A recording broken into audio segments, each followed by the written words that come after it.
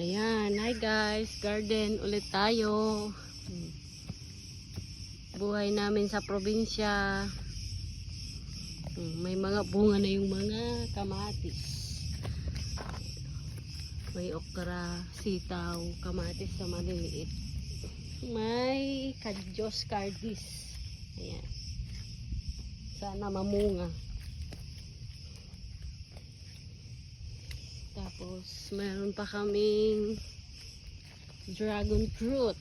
Ayan. Dragon fruit. Sana lumaki. Pero may ugat-ugat na yan nung ano. Mayroon pang malunggay. Malunggay. Malunggay. Ayan. Sili. Kamatis, cherry tomato, ayan.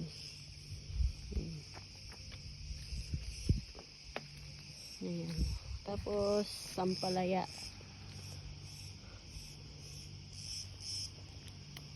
Ano pa lang.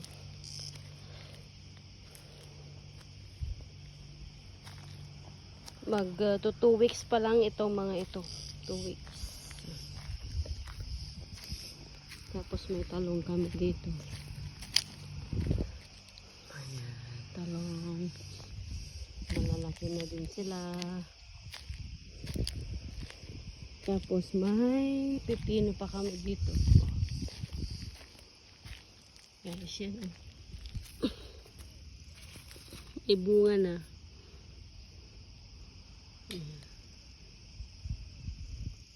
Yan.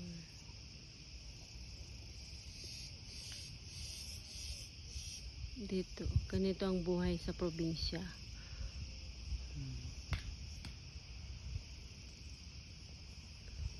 May mga patola din kami. Nag-harvest na din si Habibi. Ayan. May mga bunga na din. May na-harvest na 3. Ayan. Patola. Para lang may pagkain-kain. Every year naman nag-ano kami kalabasa. Parang ano na siya. Sana ano, maraming bunga ang ma-harvest.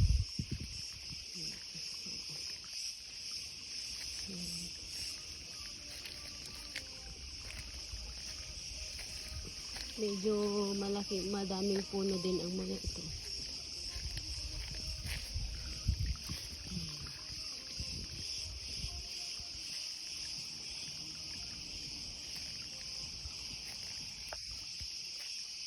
Kalabasa. Pwede nang gumawa ng pinakbet ulit.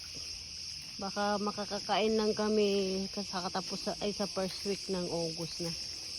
Kasi late na kaming nagtanim. O may bulaklak na yung kalabasa. May palabas na bunga. Sana mag-ano siya, magtuloy.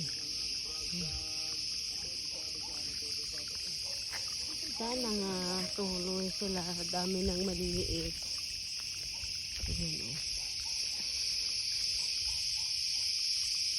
Kalabasa is life. Patola. O may mga bunga na din. Pero may 3 malalaki na na-harvest na namin. Ayan. Sana magtuloy sila kasi sobrang init dito. Nalalanta yung mga bunga niya. Yan lang guys. Update ulit ko kayo sa ating garden. Thank you for watching. Bye bye. God bless.